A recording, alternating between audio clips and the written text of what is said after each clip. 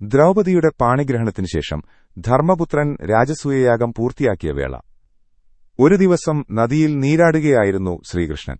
പാണ്ഡവന്മാരും കണ്ണനോടൊപ്പം നീന്തിക്കുളിച്ച് ഉല്ലസിക്കുകയായിരുന്നു.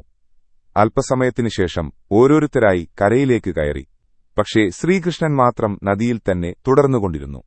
കരയിൽ കയറിയ പാണ്ഡവർ വെള്ളത്തിൽ നിന്നും കരയിൽ കയറാൻ കണ്ണനെ നിർബന്ധിക്കുന്നുണ്ടായിരുന്നു.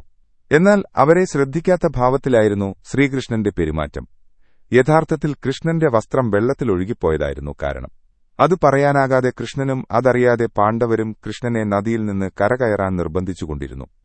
നീരാട്ടിനുശേഷം ഉടൻ തന്നെ മടങ്ങിയെത്താം എന്നു പറഞ്ഞ് പുറപ്പെട്ടവർ സമയമേറെയായിട്ടും മടങ്ങിയെത്താത്തതിനാൽ അവരെ അന്വേഷിച്ച് ദ്രൗപദി നദീതീരത്തെത്തി. ദ്രൗപദി കൃഷ്ണനെ കണ്ടയുടനെ പരിഭവവാക്കു പറഞ്ഞുകൊണ്ട് അരികിലെത്തി. കൃഷ്ണ, ഞങ്ങളെല്ലാവരും എത്ര നേരമായി അങ്ങയെ കാത്തിരിക്കുന്നു.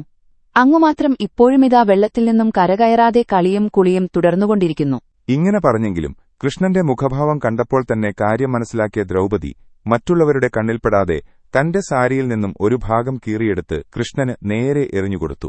അങ്ങനെ സന്തോഷത്തോടെ വെള്ളത്തിൽ നിന്നും കരകയറിയ കൃഷ്ണൻ നേരെ ദ്രൗപദിയുടെ സമീപത്തെത്തി, സഹോദരി, നീ ചെയ്തത് വലിയ കാര്യമാണ്. ഒരിക്കലും ഇത് ഞാൻ വിസ്മരിക്കുകയില്ല. വരുംകാല സന്ദർഭത്തിൽ ഇതിനുപകരം 10 മടങ്ങായി നിനക്ക് ഞാനീ വസ്ത്രം തിരിച്ചു നൽകും. ശ്രീകൃഷ്ണൻ ഉറപ്പു നൽകി.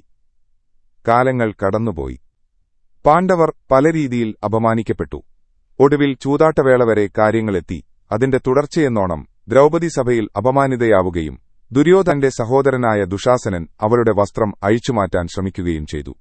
എന്നാൽ കൃഷ്ണകൃപയാൽ ദ്രൗപദി രക്ഷപ്പെട്ടു. വസ്ത്രാക്ഷേപവേളയിൽ മാനം രക്ഷിക്കാൻ കൃത്യസമയത്ത് കൃഷ്ണനെത്തുകയും ദ്രൗപദിയുടെ വസ്ത്രം അവസാനിക്കാതെ തുടരുകയും ചെയ്തു. ഒരു സമയത്ത് ദ്രൗപദി ചെയ്ത ചെറിയ സഹായമാണ് പിൽക്കാലത്ത് ദ്രൗപദിയുടെ രക്ഷയ്ക്കായെത്തിയത്. മനസ്സറിവോടുകൂടിയും അല്ലാതെയും ചെയ്യുന്ന നന്മ തിന്മകളാണ് ഒരു വ്യക്തിയുടെ ജീവിതഗതിയെ തന്നെ നിയന്ത്രിക്കുന്നതെന്നതിന് ധാരാളം ഉദാഹരണങ്ങൾ നമ്മുടെ ഇതിഹാസങ്ങളിൽ നിന്ന് തന്നെ ലഭ്യമാണ്.